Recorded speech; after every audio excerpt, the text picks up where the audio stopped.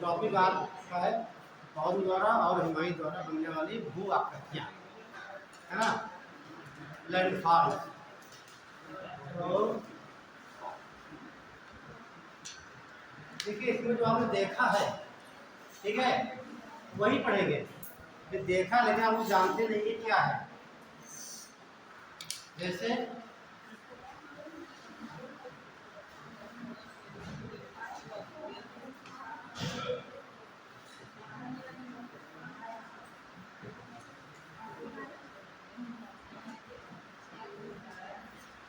लिखा है एलियन, ये बात देखने में नया शब्द लगा होगा, ठीक है, नया शब्द नहीं है। तो एक शब्द है एओलिस, एओलिस एक यूनानी देवता है, उनका नाम है, कौन देवता? यूनानी देवता, उनका नाम है एओलिस। और देवता है वो वायु देवता, कौन देवता? वायु देवता। वायु का मतलब पवन, ठीक है। जब पवन चलती है अपने साथ में धूल मिट्टी को उड़ा कर ले जाती है, उनसे जो आकृतियाँ बनती है उन्हीं के बारे में पढ़ना है, ठीक है। तो यही आपका पहला टॉपिक है, तो ये पढ़ लेते हैं, उसके बाद हिमानी पढ़ लेते हैं। थोड़ा समझ जानी है एओलियन स्थल रूप, एओलियन स्थल रूप, या कह सकते हैं स्थलाकृत भी कहा जा सकता है इसमें, स्थलाकृत,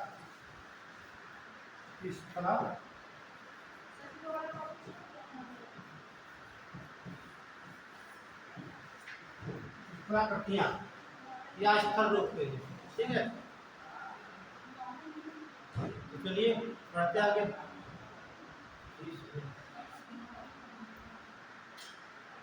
तो लाइन नोट करिए पहले,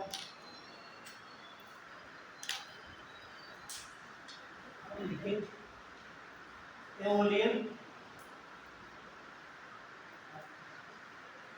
एओलियन स्थल रूप का निर्माण, एओलियन स्थल रूप का निर्माण पवन के द्वारा लाई गई रेत से बनता है। स्थल रूप पवन के द्वारा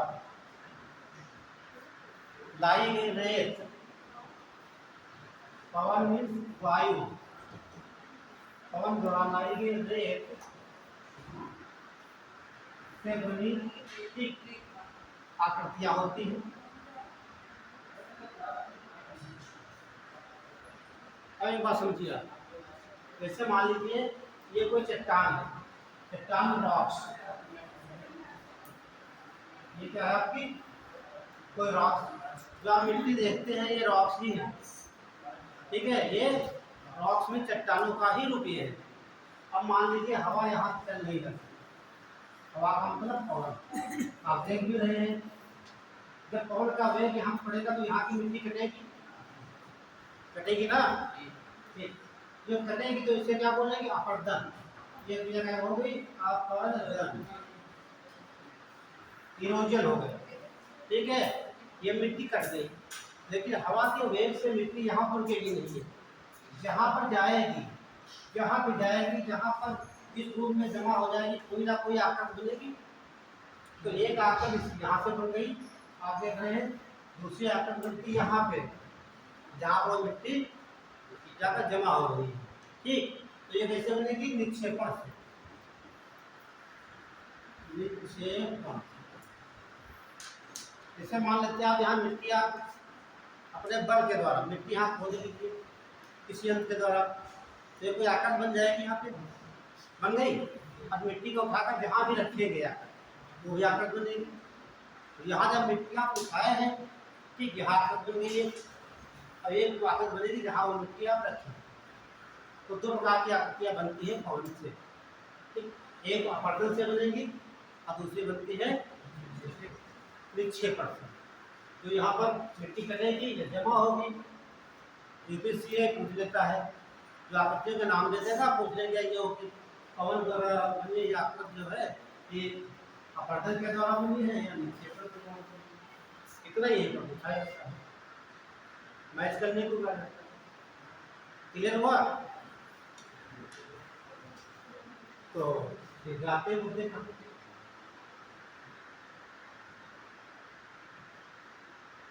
तो ये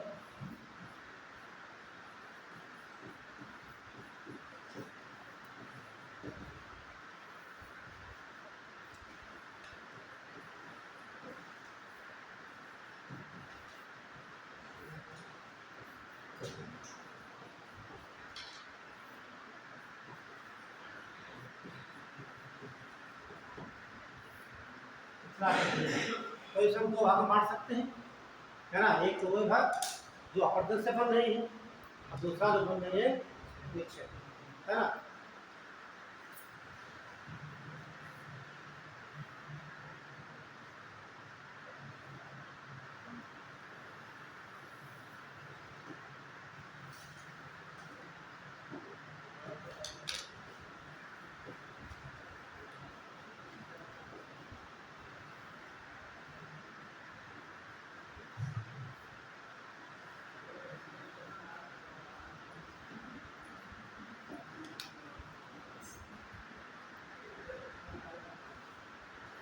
चलो दूसरा हो जाएगा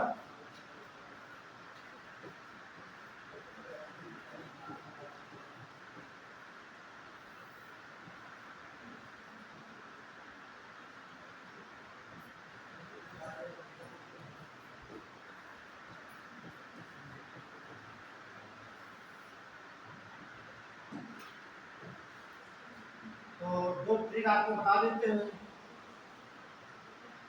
तो ट्रिक को खोल के पढ़ लेंगे बस आपका चैप्टर कंप्लीट हो जाएगा, है ना? जहाँ पर समस्या हो आप बता देना, सर समस्या यहाँ पे हो रही है, समाधान कर देंगे, है ना? आवाज आ रही है बात पीछे का, एक ट्रिक यहाँ पे लिखेंगे हम।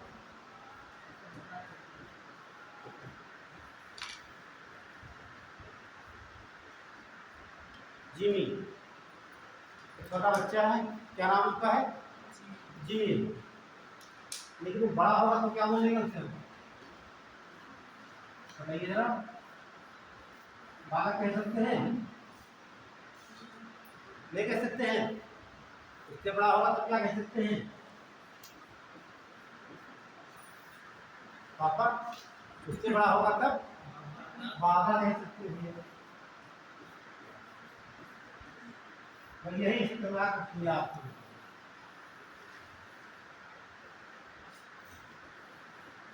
बस सबका आकार देखिए, समझिए। तो ये फिर लिख लेना, ट्रिक से याद करोगे तो आसान रहेगा, वैसे तो बहुत कठिन हो जाएगा। यूपीएससी सवाल यही से पूछता है, और वनडे एग्जाम छोटे एग्जाम जो होते हैं सीधे पूछ लेता है। आखिर का नाम दीजिएगा, जैसे आई लिखा है इंसलबर्ग, पढ़ा होगा, है ना? इंसलबर्ग आकृति जो बन रही है वो अपवर्तन से बन रही है या विक्षेपण से बन रही है? ठीक, तो देख लीजिए पहले, यहाँ जेड लिखा है,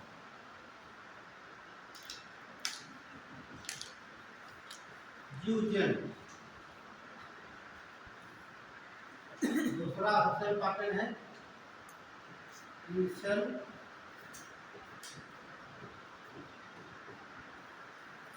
बर्ग। तीसरा उससे इम्पोर्टेंट है मशरूम।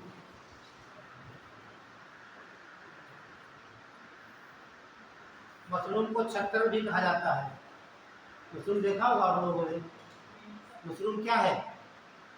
कवक होता है।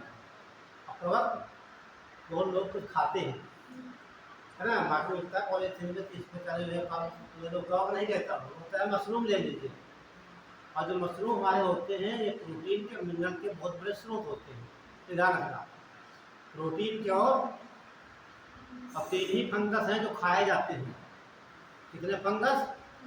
3 फंगस के बाद एक का नाम आपको बता दिया मशरूम। ये तो मशरूम आपको हो जाएगी अपवर्तन द्वारा, ये खाने योग्य नहीं है। एक तो मशरूम होता है, नोट कर लेना, मशरूम।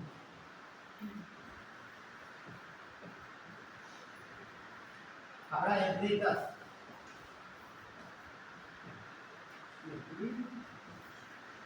तीसरा आपका मार्चेला है। ये 3 फंगस हैं, एडिबल फंगस, इसे कहा जाता है खाने योग्य फंगस।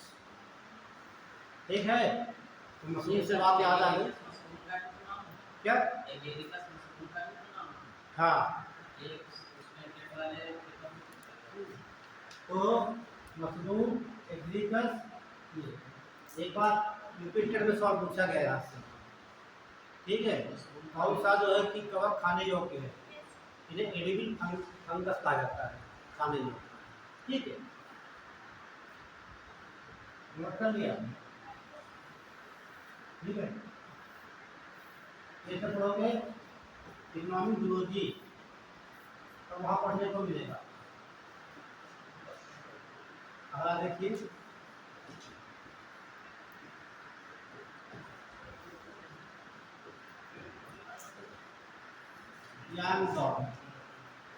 पहले ये पढ़ लेते हैं, उसके बाद इसको लिखते हैं, है ना?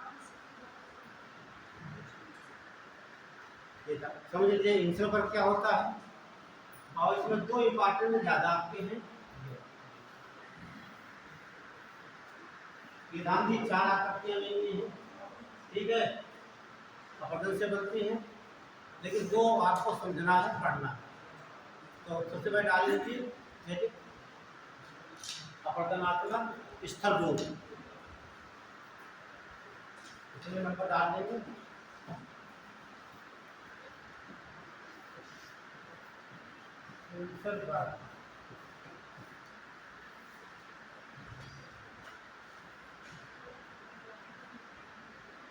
देखिए इंसर पर बोलता क्या है, जैसे आपकी भूमि हो गई, ध्यान समझना आपको, ये आपकी भूमि हो गई, और ये मान लीजिए भूमि है यहाँ पे, यहाँ पे हवा बहुत तेजी से चली, ठीक, ये ऊपर की मिट्टी उड़ के चली गई दूसरी जगह, ठीक, और यहाँ पर जो अंदर से ग्रेनाइट वगैरह होंगे इस प्रकार से, ठीक, इस प्रकार से ये दिखने लगती है यहाँ पर,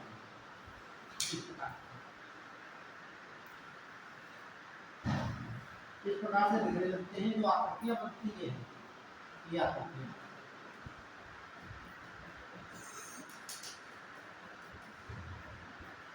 ये आकृतियाँ जो आपकी हैं, इन्हें कहा जाता है इंसरबर्ग कहा जाता है। ठीक है, तो एक लाइन लिख लीजिए, बना दे लेना इंसरबर्ग।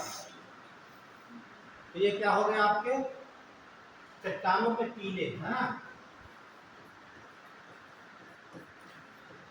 शैलों के टीले,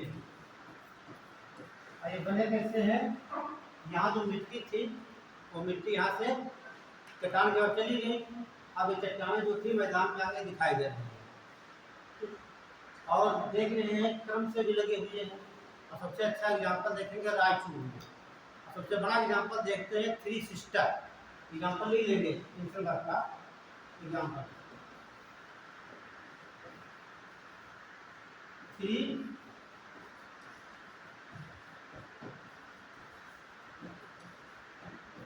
3 सिस्टर्स का मतलब है ये ऐसे देखे जाते हैं दक्षिण अफ्रीका में, देखेंगे कहाँ देखे गए, दक्षिण अफ्रीका में,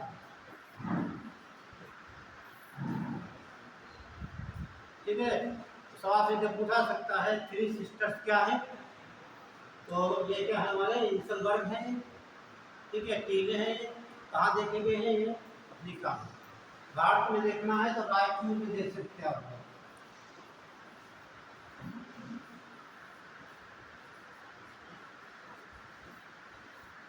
दक्षिण अमेरिका में देखा जा सकता है, ठीक। अब मेनली बनेंगे कहाँ पर, मौसली प्रदेश में, ध्यान रखना, इतनी आकृतियां पढ़ रहे हैं आप, ये चाहे द्वारा बन रही है कौनों के वेग के द्वारा, तो कहाँ बनेंगी ये, हमेशा मौसली प्रदेशों में बनेंगी, ठीक है, ये बातें ध्यान रखें।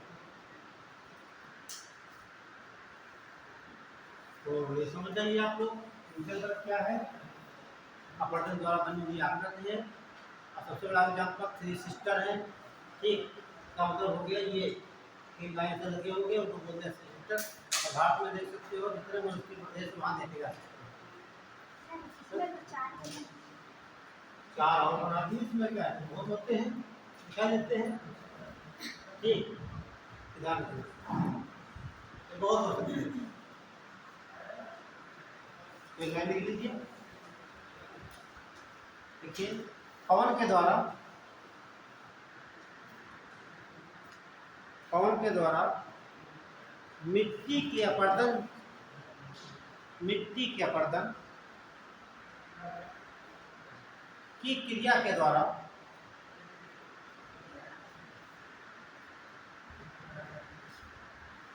कोमल चट्टानें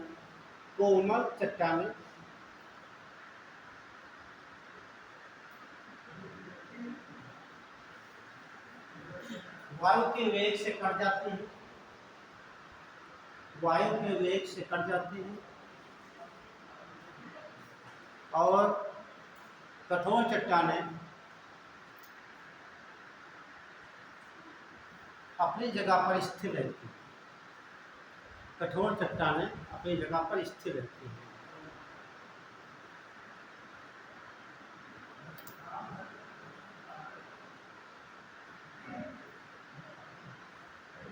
मशरूम देख लीजिए आप। मशरूम जैसे मशरूम होता है उसी प्रकार आपको बनाना है। आप देख लीजिए।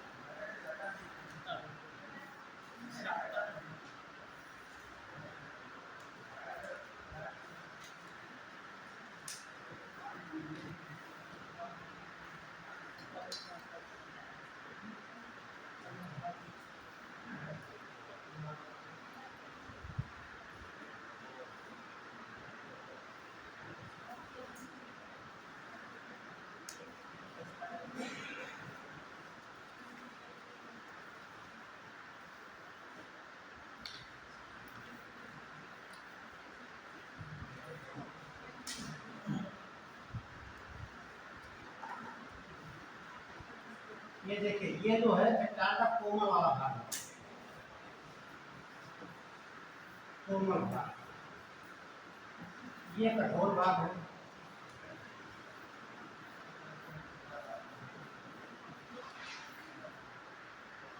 जब पवन का वेग आया होगा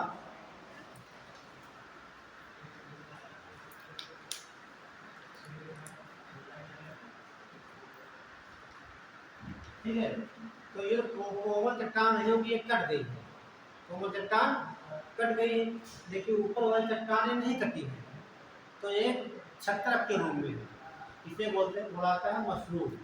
तो मशरूम कैसी आकृति हो गई, अपरदन के द्वारा बनने वाली आकृति है। ये है क्या जानते, इसे कहा जाता है ग्रेनाइट है। ये ध्यान रखना, क्या बोलेंगे, ग्रेनाइट।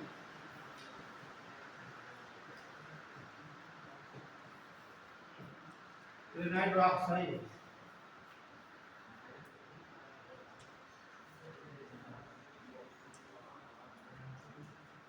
और इसमें सी देता है, इंसल्फान दे देगा, मशरूम दे देगा आपका, और आगे उनकी विशेषता लिख देगा किसके द्वारा बन आकृतियां हैं।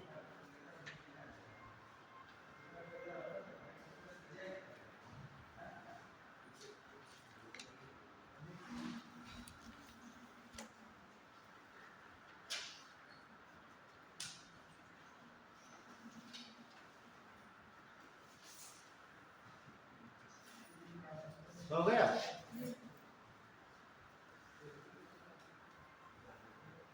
बढ़िया हो गया, ठीक है।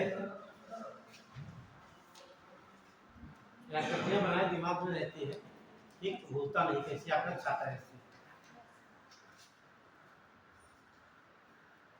तो इसे मशरूम बोलेंगे। अब क्या बोल सकते हैं, छत्रक।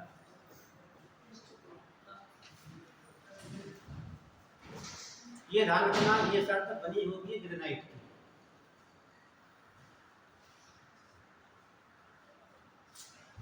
आपको ज्वालामुखी तो पढ़ा दिए हम, है ना। जैसे जब कोई लावा निकलता है ना, जैसे तुम्हारी ये अर्थ हो गई है, ये अर्थ है, ज्वालामुखी का उद्गार होता है, जैसे मान लीजिए यहाँ से हो रहा है, ठीक, ज्वाला बाहर ये मैग्मा जो है, ये मैग्मा ना, मैग्मा पृथ्वी के अंदर होता है, जब बाहर निकलता क्या बोलते हैं इसे, लावा कहा जाता है। आप कोई चट्टान मान लीजिए, तो यहाँ पर ये मैग्मा फंस गया, यहाँ पर जमा हो गया, या यहाँ पर जमा हो, यहाँ जमा हो गया, कुछ यहाँ पर जमा हो जाता है, तो यहाँ जमा होगा उससे क्या बोलते हैं, बैसाख। क्या बोलेंगे, बैसाख। फिर यहाँ जमा होगा उससे क्या बोला जाता है, ग्रेनाइट। उसी की बात कर रहे हैं। तो ग्रेनाइट बन गए होंगे, हवा चली, जो ये धूल मिट्टी थी यहाँ पे, ये मिट्टी से कट गई, तो बचा क्या, ग्रेनाइट को कोई काट नहीं सकती। ठीक, तो बात ध्यान रखना इसलिए ग्रेनाइट का नोट कर लेंगे। मशरूम या छत्रक, मशरूम या छत्रक एक पवन के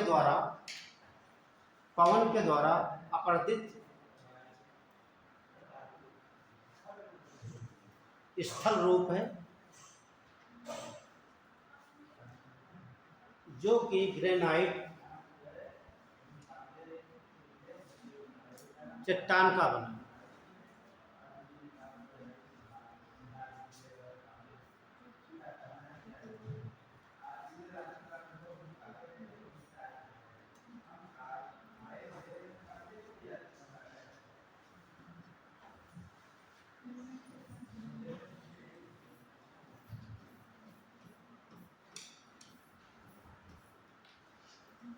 इधर देख लीजिए, विक्षेपण सवाल बनने वाली आकृतियां।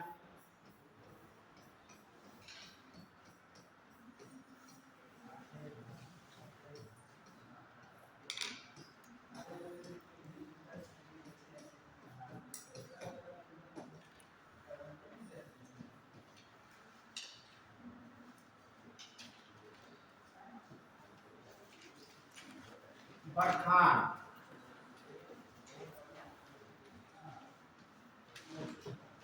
लोयस,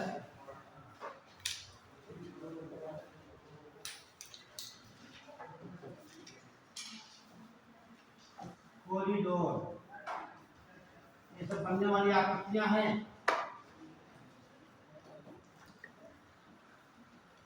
सेडिमेंट,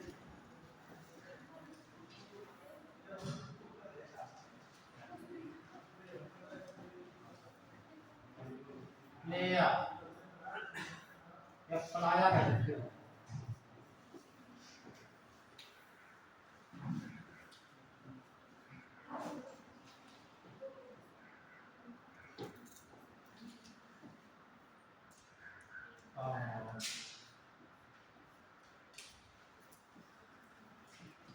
बालसन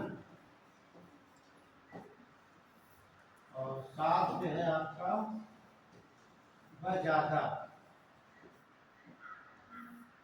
ये इतनी आकृतियां जो है, बरखान, लोयस बरखान तो कई बार एग्जाम में पूछा गया।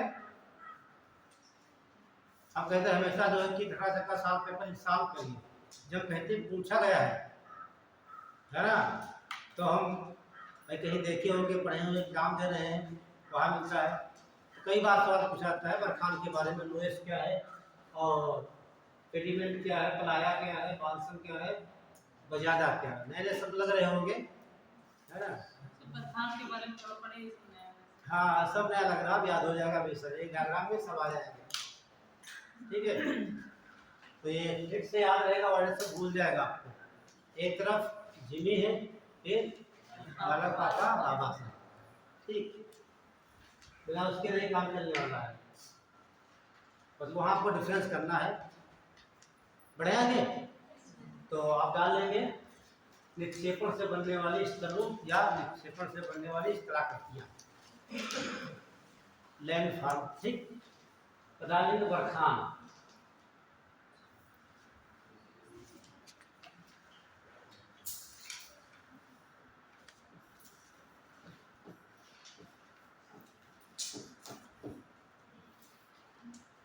ट्रांसलेट क्यों नहीं, बरखान को बरखान ही लिखा जाता है। ठीक है, ऐसे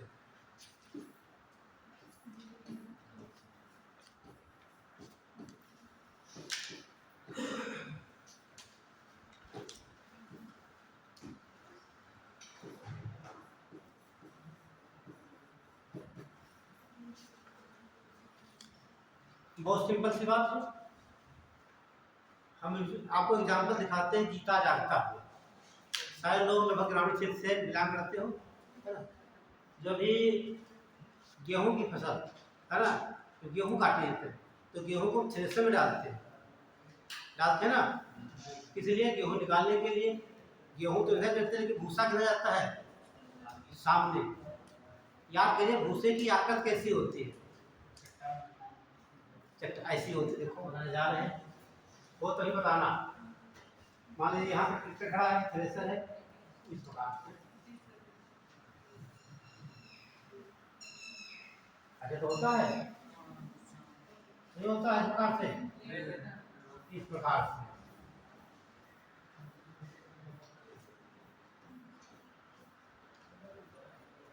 बन गया। इसे क्या बोलते हैं, बरखान। होता क्या है, जैसे मान लीजिए मिट्टी का टीला लगा हुआ है रेगिस्तान में, देखिए आप, हवा बहुत से आती है, ठीक, तो हवा यहाँ से तमाम फागु उड़ा के ले जाती है, एक बार झलक आती है। अब यहाँ पर ये चट्टान, यहाँ पर क्या है, चट्टान है, इसको तो क्या अपरचित कर दिया, काट दिया, लेकिन ये नहीं कट रहा है, तो मिट्टी क्या होगी, इसके आवाज धीरे धीरे ऊंची हो जाती है। ऐसी आकृतियों को बरखान कहा जाता है। जैसे जब गेहूं का थ्रेशर से उसको काटते हैं, जैसे भूसे का ढेर लगता है ना, ऐसे आगे गड्ढा टाइप बन जाता है, लंबी कतार बन जाती है। कैसे देखिए डुप्लीकेट ढाल से, ठीक, वही एग्जाम्पल समझ लीजिए, वो आप देख लीजिए, बरखान का ढेर आप देख लीजिए। अब सवाल क्या पूछेगा यहाँ से, ठीक, बरखान आकृति कैसी है, ये रेत के निक्षेपण से बनी है, एक बात। दूसरी बात अर्धचंद्राकार है। तीसरी बात सींगे का, सींगे बने हैं, जानवर की सींग ऐसी होती है, ये सब ध्यान रखना। सींघाकार है, अर्धचंद्राकार है, ठीक, दो बात है। अब तीसरी बात निक्षेपण से बनी है, ऐसी आकृति को बरखान। ये कहाँ देखेंगे हम, रेगिस्तान में, यहाँ नहीं देखेंगे, ठीक है। तो डायग्राम बनाइए, आप दो लाइन लिख लीजिए काफी।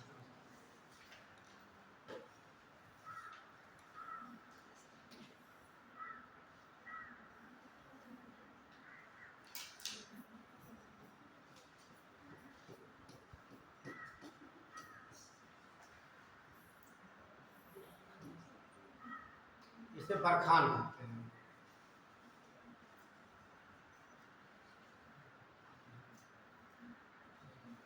जब आप रेगिस्तान में जाएंगे देखने को मिलती है। ध्यान दीजिए, जब जो आप यहाँ नहरें देखते हो, पानी सूख जाता है, छोटे टीले बन जाते हैं, बालू के देखा कभी, टीले बन जाते हैं, तो टीलों को ध्यान से देखना। जब हवा चलती है, बालू उड़ा के ले जाती है, तो टीलों को पीछे आ जाती है, आगे थोड़ा फटा हुआ, पीछे ऊंचा हो जाता है, तो बरखान के। मैंने बहुत से एग्जाम्पल, सबसे बड़ा गेहूँ का वो एग्जाम्पल वहाँ देख सकते हो। रेगिस्तान से पहुँच नहीं पाओगे, कहाँ राजस्थान जा पाओगे, है ना। सहारा है, सहारा वो स्थल है, यहाँ पर रेगिस्तान, ये देखने के लिए आप वहाँ देख सकते हो, नहर में, नहर या नदी में, नदी बहुत कम सूखती, नहर में देखा जा सकता है। तो दो लाइन लिखिए इसमें आप। पहला पॉइंट डालिए, यह एक, कौन यह का मतलब बरखान, है ना। यह एक रेत के द्वारा निर्मित, रेत के द्वारा निर्मित निक्षेपण की क्रिया द्वारा,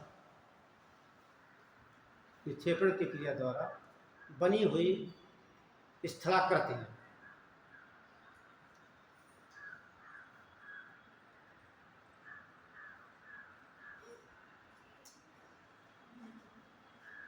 ठीक है, रेत से निर्मित है, निक्षेपण से बनी हुई है।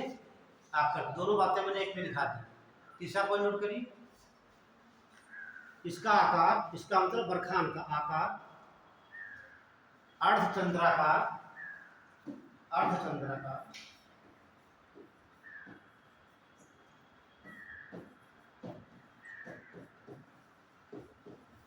चंद्राकार तथा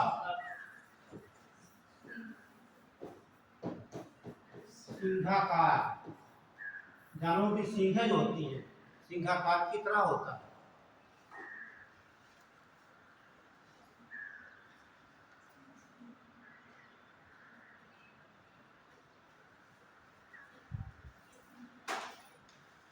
बस यही दो पॉइंट इंपॉर्टेंस है। ठीक, जब सवाल कठिन कर देगा पूछेगा इसकी कौन सी स्तर रूप है जिसका आकार जानवरों की सींगों की तरह होता है, वह दिमाग काम नहीं करेगा आपका, है ना। संद कहीं लिखा ही नहीं, लेकिन मैंने आपको इनडायरेक्टली लिखा दिया है, अर्चंद्रा का। ठीक है, ये बात होगी। अगला क्या बोले थे हम? लोएस डाली, लोएस। ये भी सवाल पूछा गया पीसीएस में, बरखान भी पूछा गया, लोएस भी पूछा गया। जब कहते हैं पूछा गया तो 100% आपके साल पेपर में मिलेगा। ठीक, आ चुका है। तो लोएस का मतलब होता है रेत के मैदान। क्या? जैसे मान लीजिए बहुत रेत लगी हुई है, बहुत रेत है, ठीक, और वायु का झोंका इधर से आया, इसको उड़ा के ले जाएगी यहाँ पर, यहाँ पर यहाँ पर एकत्रित कर दिया, तो ये क्या बन जाएंगे? रेत के मैदान बन गए, ये रेत के मैदान। तो रेत के मैदान को क्या बोलेंगे हम? रेत के मैदान।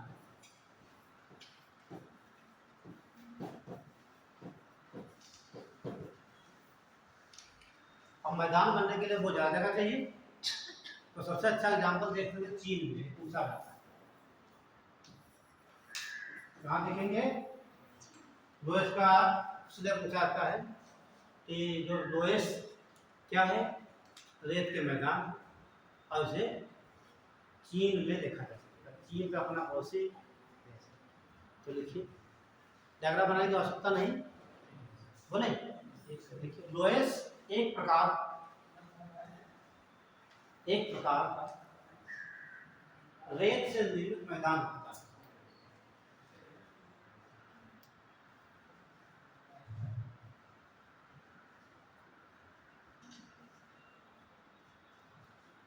अब आपको तो आपको बताना नहीं है कैसी आकृति है, इसके द्वारा अब देख रहे हैं निक्षेपण से बनी। अगला क्या था?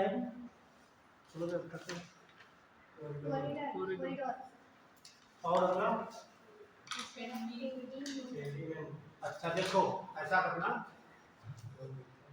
ये डाल लीजिए बालसन, जो क्या क्या लिखा है देखो, कहाँ लिखा है? बालसन, हाँ बालसन कामा बजाजा,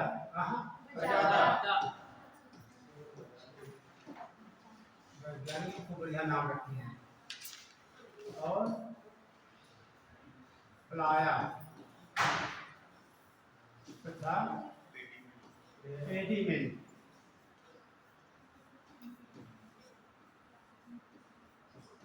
ये हम चारों को एक ही डायग्राम में बता देते, समझा देते, ठीक है। अलग अलग पढ़ना बहुत कठिन है, एक डायग्राम बना देंगे सुंदर सा, आप लोग बना देना, समझा देंगे, काम खत्म। बालसन, बजादा, प्लाया या प्लेयर और पेडीमेंट, ये भी पूछा गया एग्जाम में और ये भी पूछा गया एग्जाम में। ठीक, बालसन क्या है? ठीक है, ध्यान रखना, यूपीएससी पूछता है, निम्नलिखित कथनों पर विचार कीजिए। ठीक, जैसे अभी पूछा गया था 23 में, बालसन दे देगा, बालसन क्या है, एक दो विशेषता इसकी लिख देगा। तो हम डायग्राम बनाने जा रहे हैं, ध्यान से बनाइएगा, वो समझना। ठीक, जब वो समझ में आ जाएगा तो कोई समस्या आपको नहीं होगी। तो डायग्राम ही कठिन है, आपको चलेगा।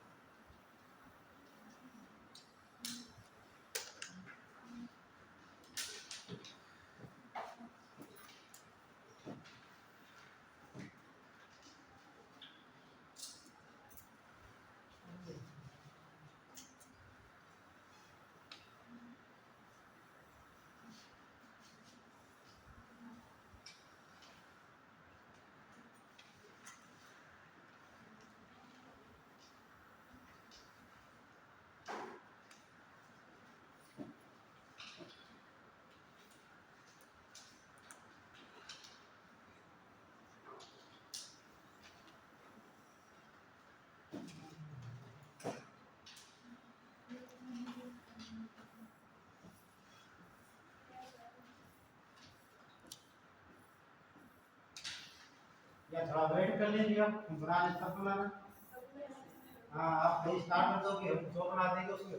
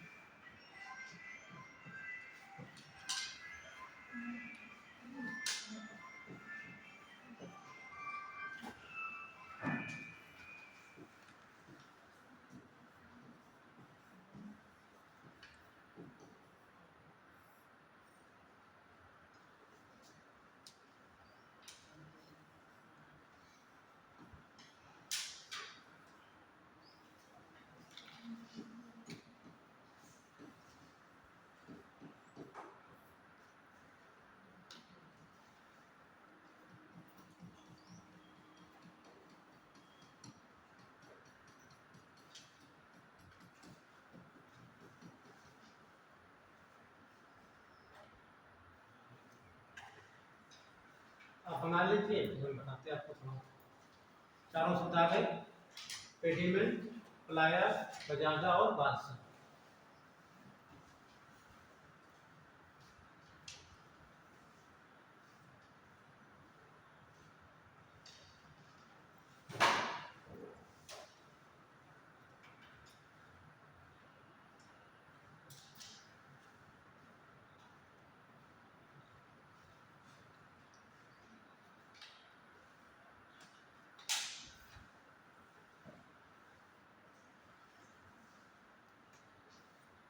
पर खींच लो।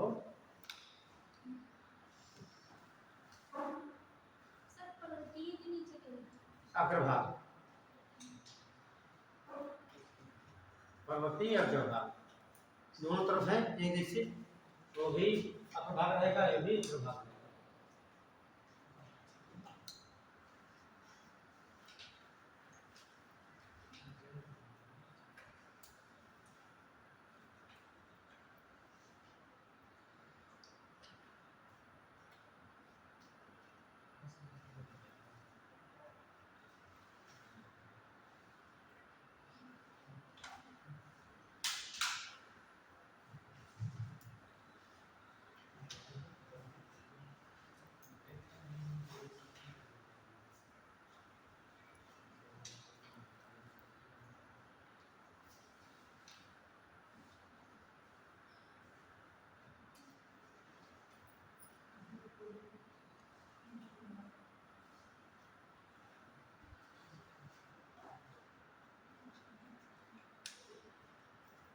वैज्ञानिक भी ढूंढ ढूंढ के लाते हैं, क्या करते हैं, है ना। और यूपीएससी में क्या क्या पढ़ना पड़ता है, कहाँ क्या करती हैं, क्या, है ना।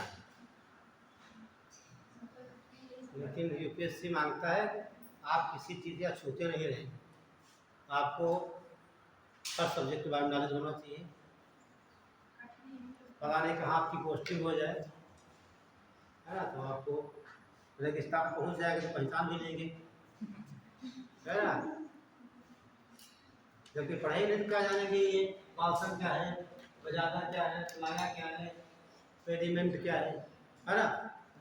चलिए हो गया, नोट कर लिया, समझिए।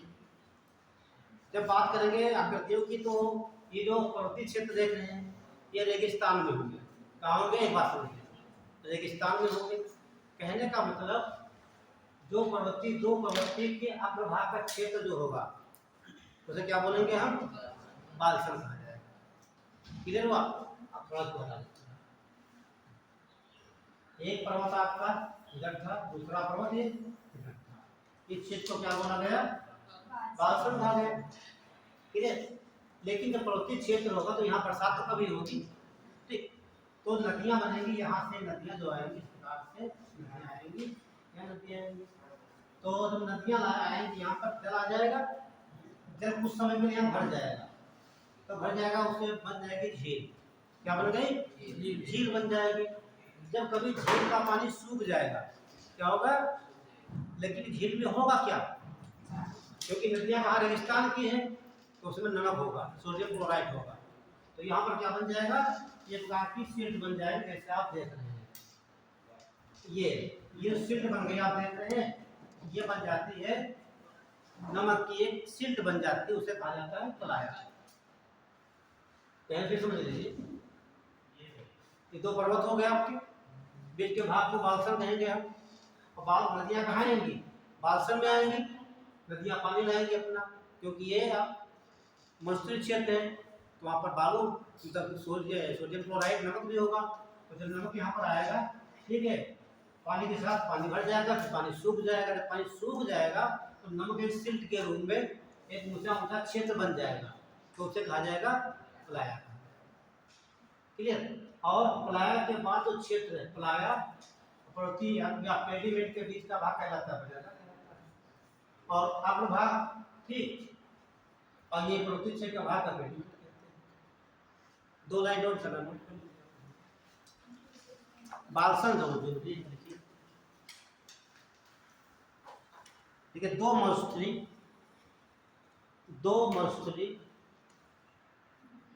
पर्वतों के बीच के क्षेत्र को बालसन कहा जाता है। दो मरुस्थलीय पर्वतों के बीच के क्षेत्र को बालसन कहते हैं।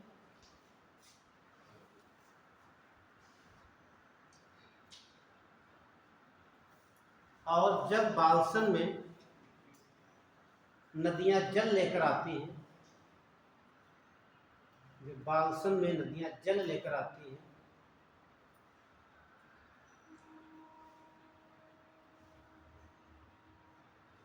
तो झील का निर्माण हो जाता है। ये ध्यान रखना, झील का निर्माण हो जाता है।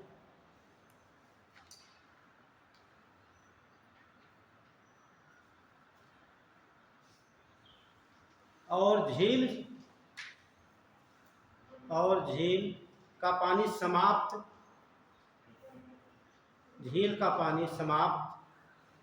हो जाने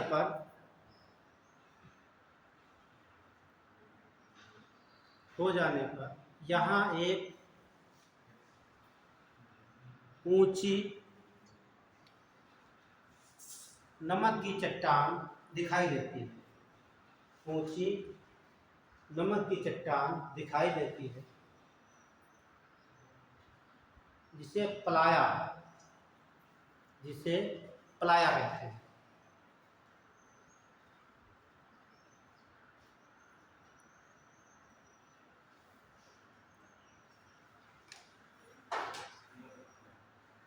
जिसे पलाया कहते हैं।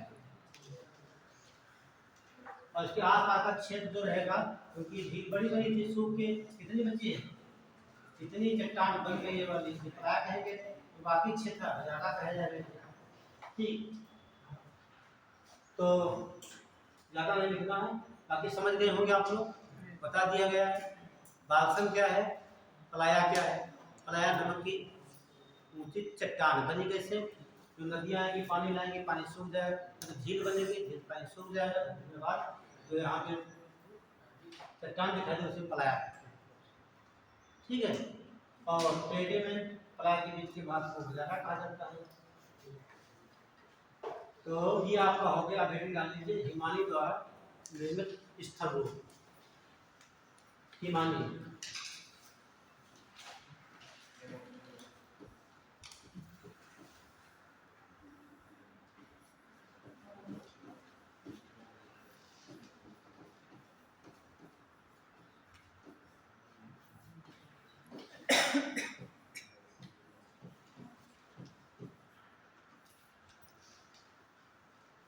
हिमालय में होता है हिम, हिम में बर्फ, बर्फ के द्वारा कितनी आकृतियां बनती हैं। तो कोई बच्चा बताएगा कि जो पृथ्वी पर ये बर्फ कहाँ कहाँ पाई जाएगी, कितने रूप में बर्फ पाई जाएगी, नहीं पाई जाएगी? कहाँ कहाँ देख सकते हो आप? अंटार्कटिका पे,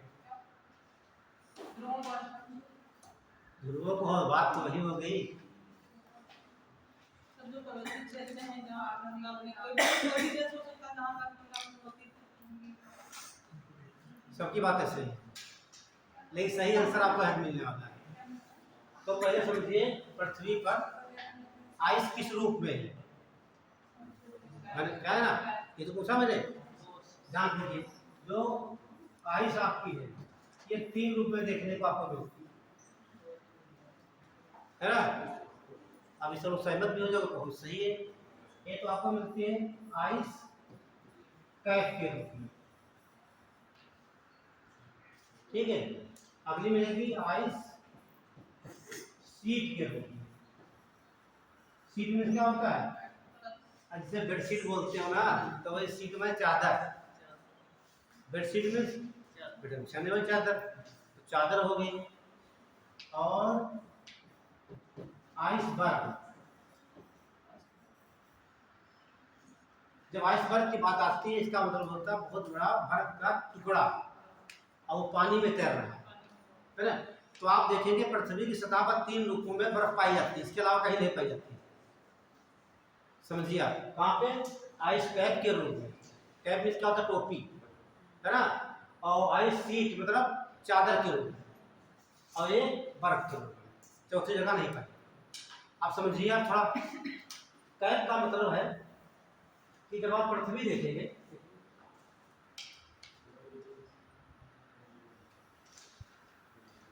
ये आपके अर्थ हो गई, ठीक, 0 डिग्री।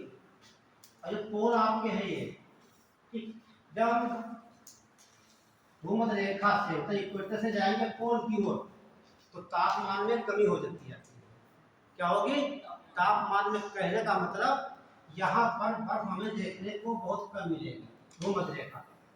लेकिन जैसे जैसे बढ़ते जाएंगे ध्रुवों की तरफ, यहाँ बर्फ की बहुत बड़ी मात्रा है। तो मैंने पहला शब्द लिखा है आइस कैप। कैप में टोपी होता है, ऐसी जगह बर्फ जहाँ टोपी लगी हो, जैसे पर्वत। ध्यान दीजिए, ये मान लीजिए कोई पर्वत आपका है, क्या ये है? ये आपका पर्वत हो गया आपका ये। अब ये इसकी क्या है, ये इसकी चलता है या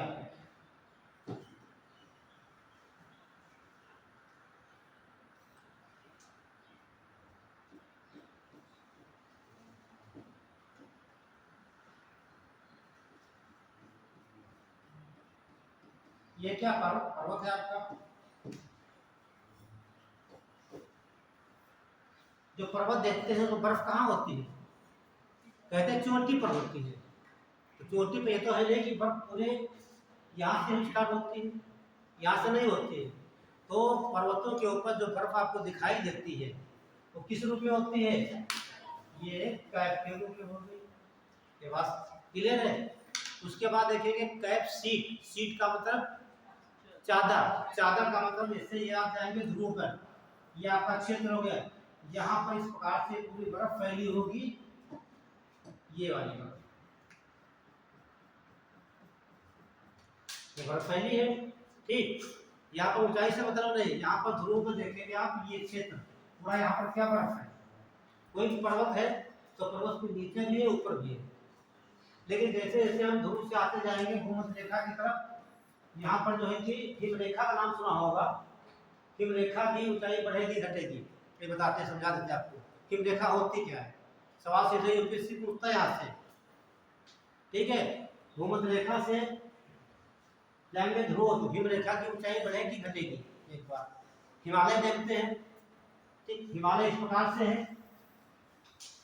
है ना, पूरे पश्चिम में।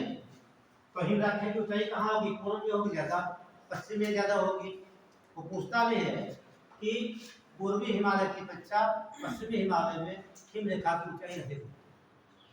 ठीक, या पूछेगा पश्चिमी हिमालय की अपेक्षा पूर्वी हिमालय में हिम रेखा की ऊंचाई कम होती है। इस प्रकार के सवाल बहुत पूछे जाते हैं, पूछता भी है। तो टैब के रूम में हो गई, ये हो गई सीट के रूम में। इसके अलावा कहाँ मिलेगी आपको? पानी में। टाइटैनिक जहाज के बारे में सुना होगा आप लोगों ने, है ना?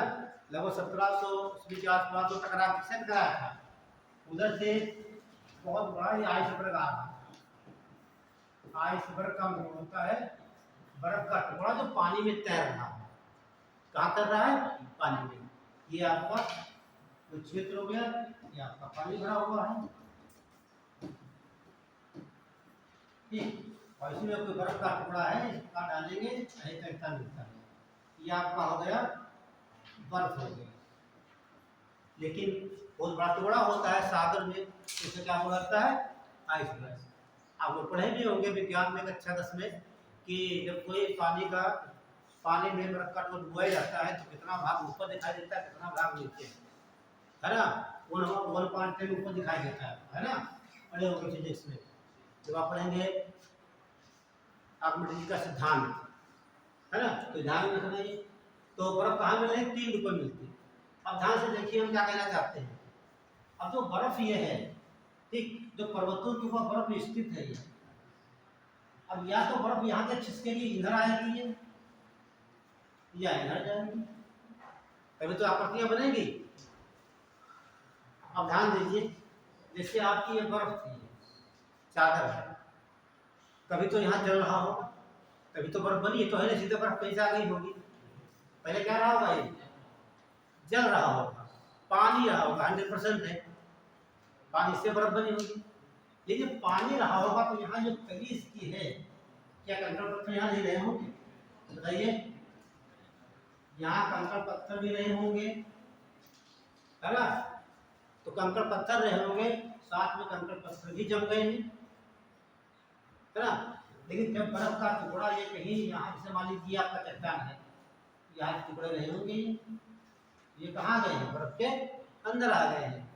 लेकिन जब बर्फ इधर खिसकेगी, ठीक, तो ज्यादा मजबूत है तो बर्फ क्या करेगी? बर्फ को काट देगी।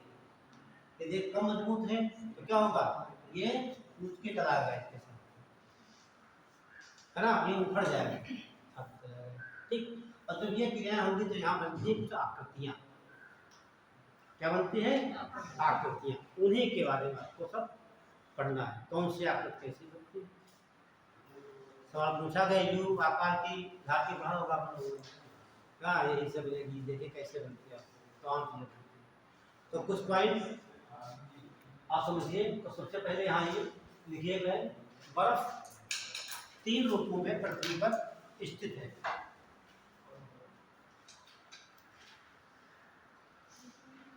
तीन रूपों में स्थित है बर्फ, ठीक, 3 रूपों में स्थित है। नंबर 1 लिख लेंगे, आइस कैप,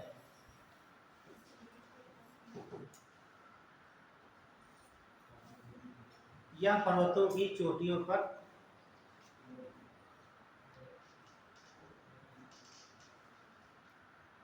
जमी होती है।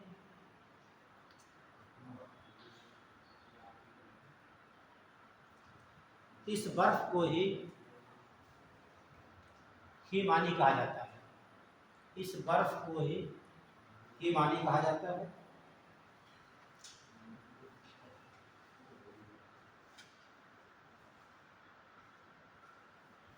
हिमानी कहा जाता है।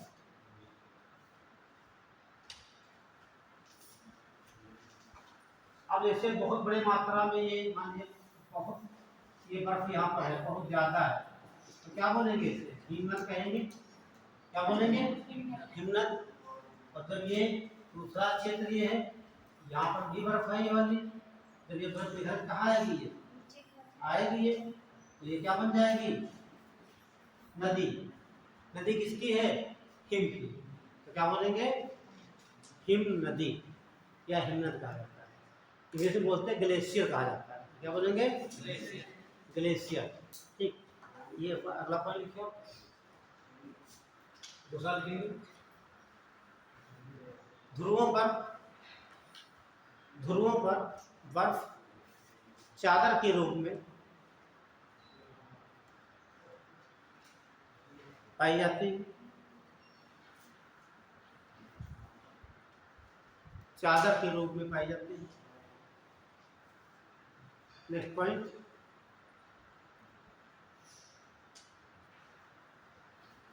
लिखिए सागर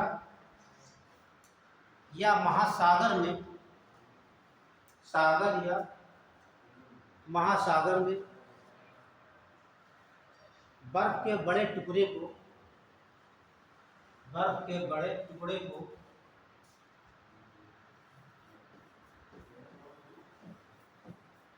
आइसबर्ग कहा जाता है।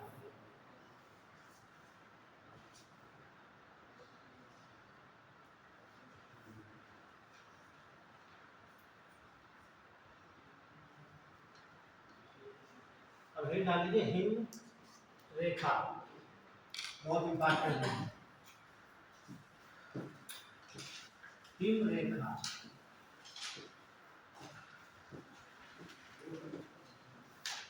क्या बोलेंगे? स्नो लाइन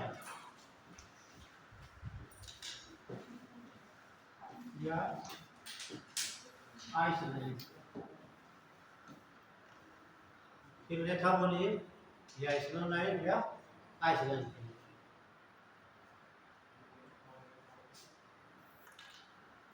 तो देखिए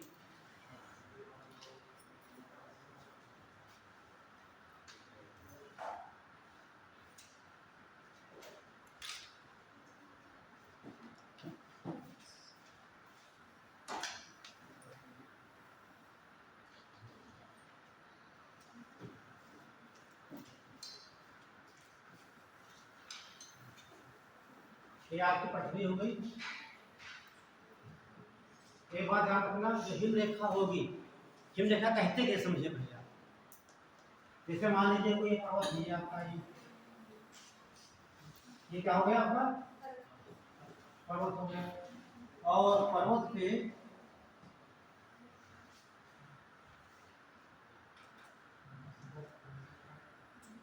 ये बर्फ जमी हुई है,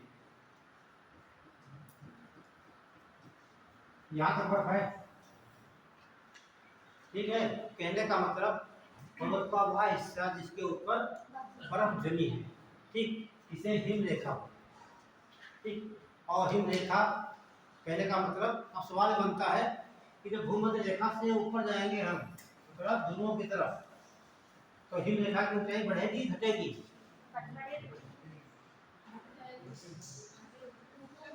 मैंने अभी बताया कि ध्रुवों पर जो बर्फ कैसे है, चादर के रूप में। चादर का मतलब यहाँ पूरी बर्फ, कोई पर्वत ऐसे यहाँ पर है तो बर्फ कहाँ से होगी? बात समझिए आप।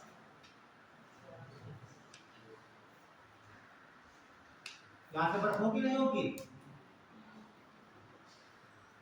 कहने का मतलब तो हिम रेखा कहाँ होगी? यहाँ पर समतल पे होगी, कम हो गई ना ऊपर।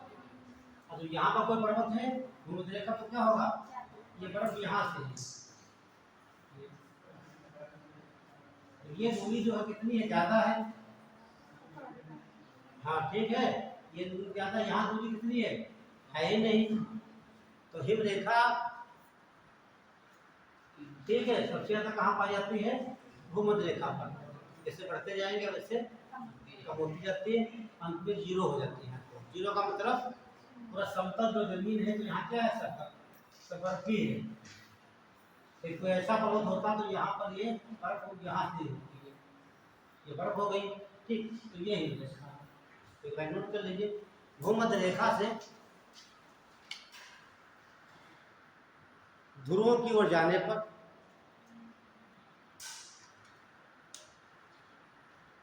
हिम रेखा की ऊंचाई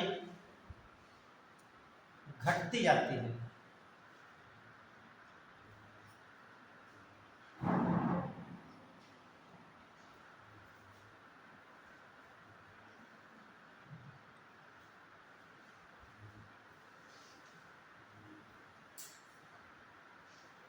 देखिए एक शब्द होता है घटती है, मतलब घटते घटते कहीं पर रुक जाएगी, लेकिन घटती जाती है तो वो जब तक जीरो नहीं होगी तब तक वो रुकेगी नहीं, ये बात ध्यान रखना।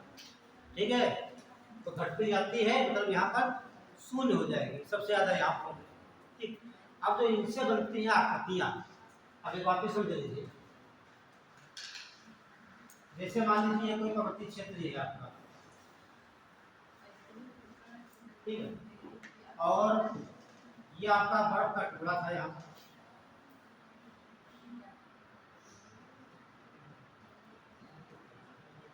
जो गति इधर होगी इसकी दो तरीके हैं, ये तो ग्रीष्मकालीन गति करेगा और शीतकालीन करेगा। तो हिमालय की गति जो होती है शीतकालीन में ज्यादा होती है कि ग्रीष्मकालीन में? क्यों? हाँ तो सही बताया मैंने, ग्रीष्म माने गर्मी, गर्मी ज्यादा होगी तो जहाँ पर बर्फ पिघलती है ना, ध्यान रखना, इनकी गति होती है तो शीतकालीन की अपेक्षा गर्मियों में, ग्रीष्मकालीन में अधिक होती है। ये स्टेटमेंट पूछता है यूपीएससी है। ठीक, जब ये घिसलेगी यहाँ से, ठीक, तो यहाँ देखिए हिमानी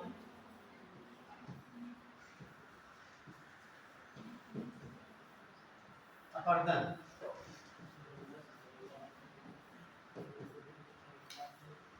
दो प्रकार से होता है, एक तो होता है अपघर्षण से,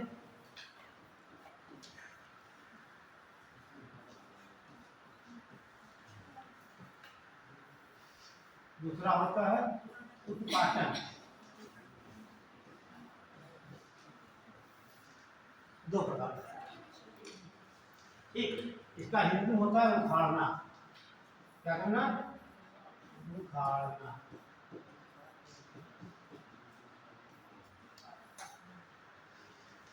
अब यहाँ समझिए, ये आपका बर्फ का टुकड़ा हो गया, ठीक, अब जब बर्फ बड़ी होगी यहाँ पर कुछ चट्टानें यहाँ पर रही होगी, यहाँ पर क्या होंगी?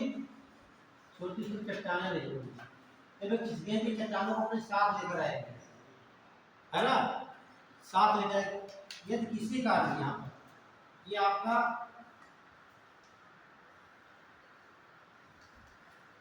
ये चट्टान आपकी हो गई और यहीं पर आपकी बर्फ हो गई, ये बर्फ जमी हुई है आपकी। अब बर्फ का मूवमेंट इधर होगा, अब जो चट्टान वाला भाग है बर्फ क्या करेगी? इसको उखाड़ देगी, ये इतना भाग क्या है साथ में उखड़ आएगा, तो उसे कहेंगे हम उत्पाटन। ठीक है, तो वही दो कंडीशन होगी यहाँ पर, दो प्रकार की आकृतियां बनेगी, एक तो अपवर्तन से बनेगी और दूसरी बात जो हमारा ये सिलाएंगे, ये बर्फ के सिला जो बाहर निकल के आएंगे, ठीक, यहाँ पर आकृतियां बनेंगी, ठीक, ये तो यहाँ से आया तो एक आकृति यहाँ बनेगी और दूसरी बनेगी यहाँ, तो बर्फ के एक अपवर्तन से आकृति बनती है, दूसरी निक्षेपण। ध्यान रखना, तो देखिए एक चार्ट बना लीजिए,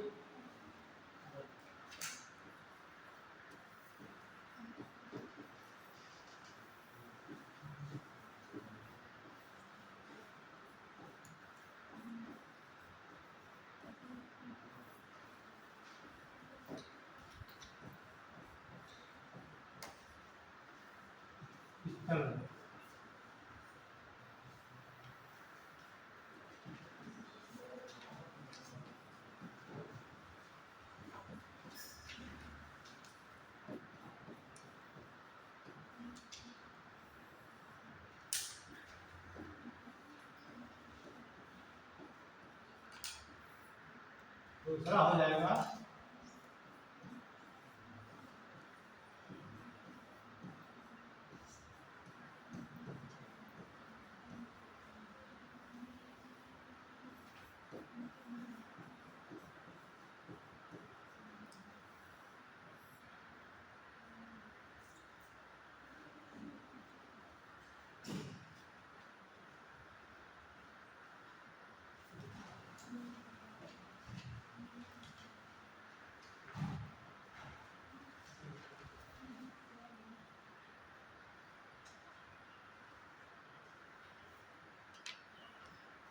देखिए यहाँ से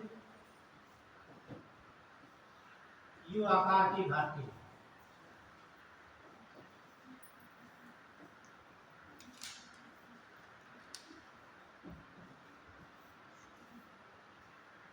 ये सवाल बहुत पूछा जाता है। एक बनता है यू आकार का घाटी, एक बनता है वी आकार की घाटी। ठीक है, तो यू काहे से बनेगा, वर्ग फिट वही डायग्राम आगे दिखाएंगे आपको। ठीक, कैसे बनता है, कहाँ बनती है।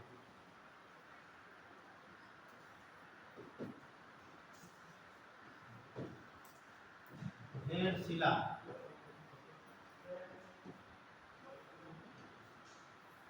भेड़ मीन्स भेड़ होता है, शिला मीन्स पत्थर।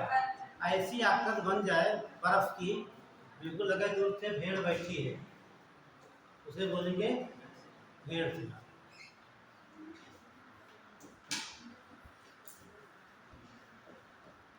आर्य,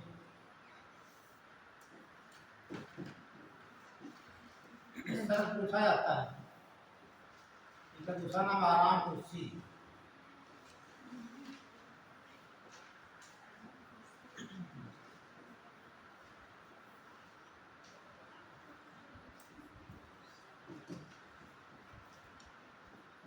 नाटक,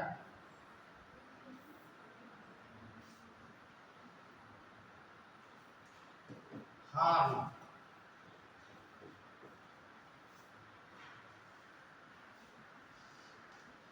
ये सब अपरदन से बनने वाली आकृतियां हैं।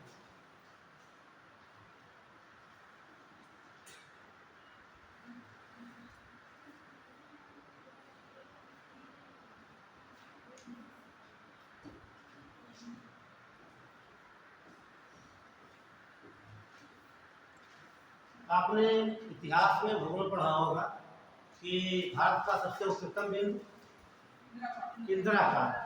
तो तुमने सोचा इंदिराकार क्यों कहा गया, ये काल लिखा, उसका संबंध इसी से बताया गया। एक आकृति बनती है, उसे कहा जाता है कौन। ठीक, अभी आप डायग्राम में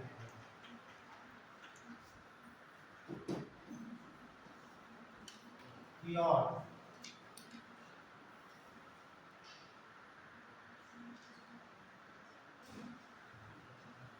आगे लिख सकते हो इंदिराकार।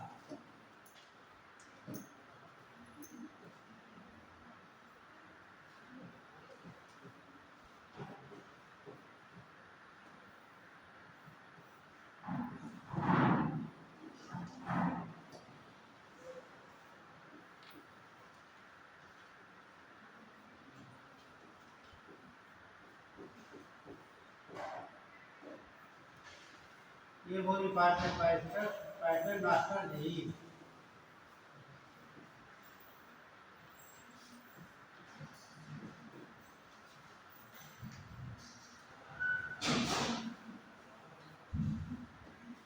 तीन सौ पाँच,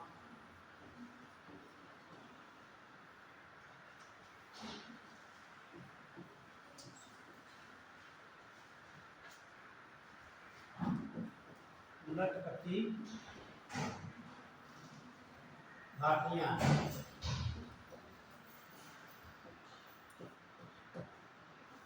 दोनों बातें ध्यान रखना। यू आकार की घाटी की बात करेगा और दूसरा लटकती घाटियां। ठीक, अभी डायग्राम में देखेंगे आप।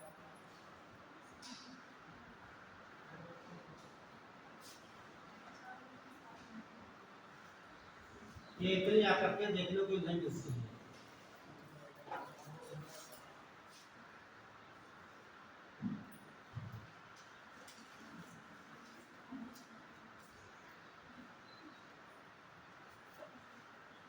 कितनी आकृतियां हैं, 11।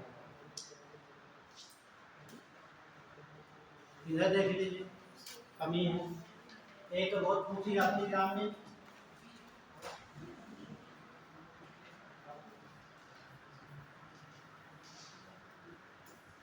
जमीन,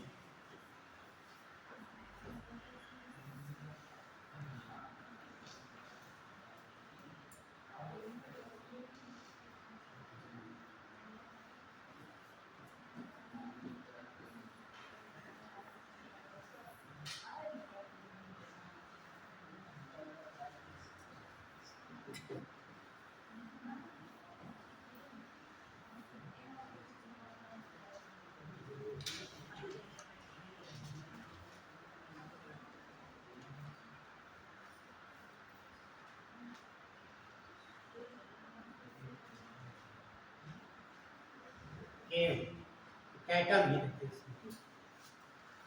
एस्कर, ड्रमलिन बहुत इंपॉर्टेंट है।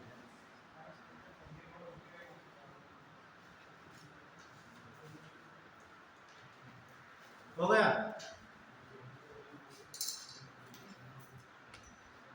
आप एक समझिए डायग्राम से, ठीक है। हालांकि प्री में आपको समझना है, समझा देते हैं।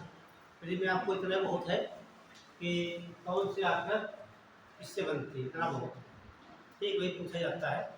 लेकिन कभी कथन कारण में दे देता है यूपीएससी, ठीक है, कि हार कैसे बनेंगे और शर्त क्या है, आराम कुर्सी, आगे भेड़शिला और पैटर्न, नाचना झील कहाँ बनती है,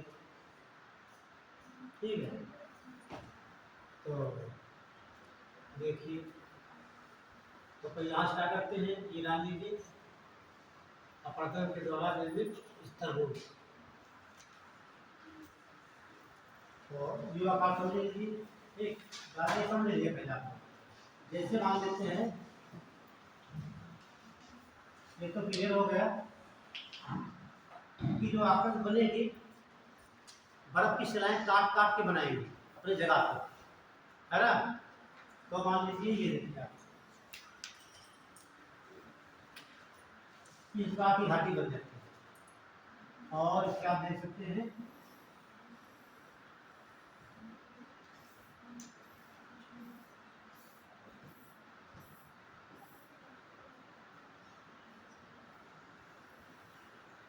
ये आपकी वो आकार की घाटी बन गई।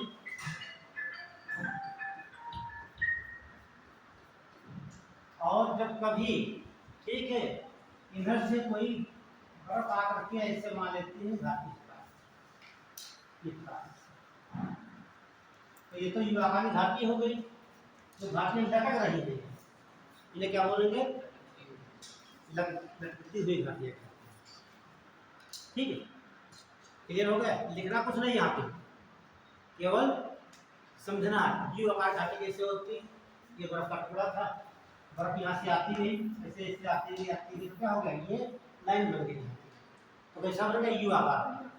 और कोई इधर से घाटी, कहने का मतलब बर्फ आने लगी, तो बर्फ से भाई ये पिघल गई है, यहाँ पर ये लटकती हुई घाटी। आगे देखिए,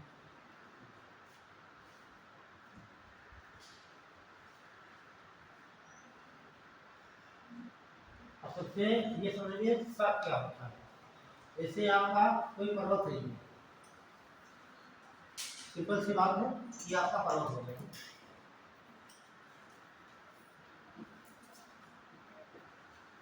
तो पर्वत है, यहाँ पर बर्फ है पूरे, ठीक। और यहाँ पर इसमें इसी कारण एक हो जाता है पोर, छिद्र हो गया। ग्रीष्मकालीन आया तो इसमें पानी चला गया, पानी जाकर देश में अंदर ऐसे काट दिया। ये यहाँ पर बर्फ जमी हुई है, इधर काट दिया, और यहाँ पर छिद्र था, ऐसे काट दिया। तो देखिए कि आकृति कैसी बन गई इसकी, ये आकृति होगी।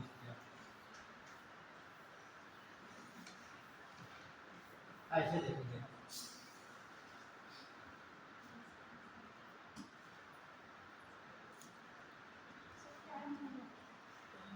ये समझ लो, उसमें काम कीजिए, 2 मिनट लगेगा, जो बताना चाहते हैं।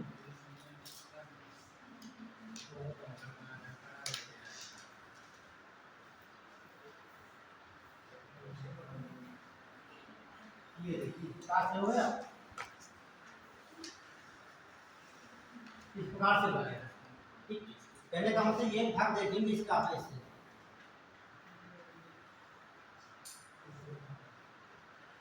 ये कुर्सी ऐसा बन गया है ये, तो इसे कहा जाता है सर्प। क्या बोलेंगे, सर्प। एक तो सर्प बन गया इधर, एक बन गया सर्प इधर।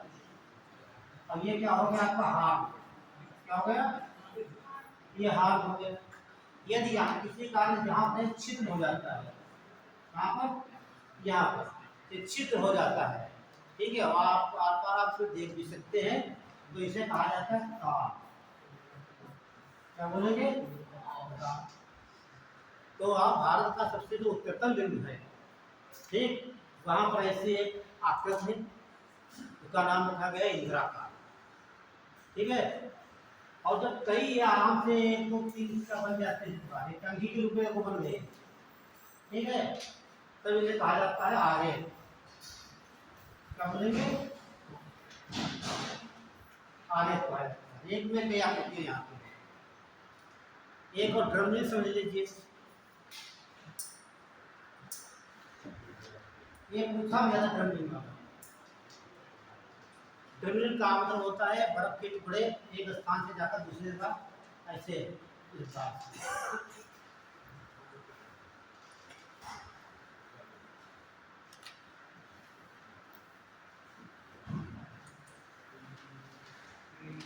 प्रकार से।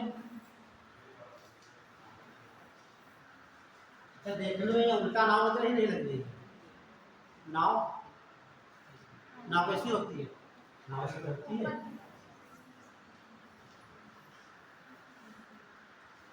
है ना? ये नाव कैसे है? उल्टा नाव, यही तो ड्रमलिन है।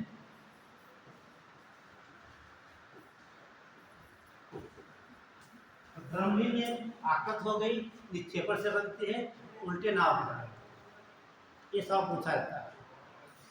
ठीक है, ड्रम लिख लीजिए, ड्रमलिन डालिए, ड्रमलिन। ड्रमलिन नहीं, वो बाकी यहाँ कुछ नहीं लिखना आपको है, वहाँ कुछ नहीं लिखना, आपको समझा दिया गया। ठीक, एक ही समझाना है ये झील कैसे बनती है। यहाँ लिख लीजिए ड्रमलिन, जो ये पूछा जाता है, नोट करिए। ड्रमलिन, इसका आकार उल्टी नाव की तरह होता है। इसका आकार उल्टी नाव की तरह होता है।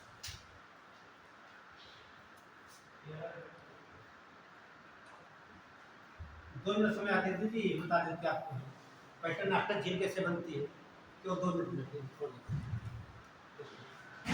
होता ये लिखा सोपान, लिखा है हिम सोपान। ठीक, तो ये मान लेती है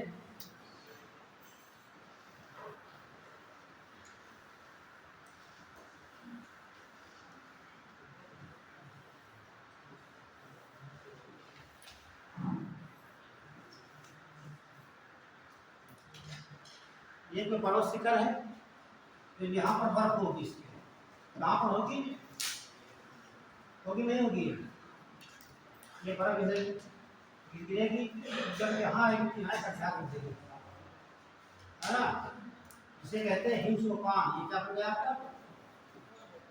हिमसोपान। लेकिन जब यहाँ पर बर्फ गिरेगी, बार बार गिरेगी, तो क्या बन जाएगा? यहाँ पे गड्ढा जैसा बन जाएगा। इसे बोलते हैं नास्टा। क्या कौन सी झील थी?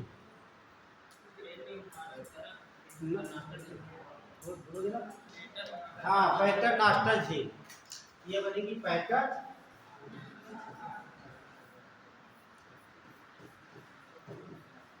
नास्टा झील। बस यही पेंट करते हैं, आप ध्यान रखें। ठीक, कैसे बनती है समझ लीजिए। बर्फ का टुकड़ा कहाँ है, इस पर गिरेगा। ठीक, तो ये तो बर्फ सफाई है यहाँ पर, तो इससे गिरेगा तो यहाँ क्या हो जाएगा? गड्ढा हो जाएगा। ठीक, फिर यहाँ पर है, ध्यान दें कैसे गिरते नीचे आ जाएगी ये। देखिए यहाँ पर जो गड्ढे बनेंगे इसे कहा जाता है पैटर्न नास्टा झील।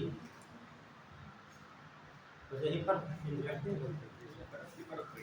क्या ये बर्फ तो ही समझ, नाम हिमानी, मतलब हिमानी में बर्फ हो।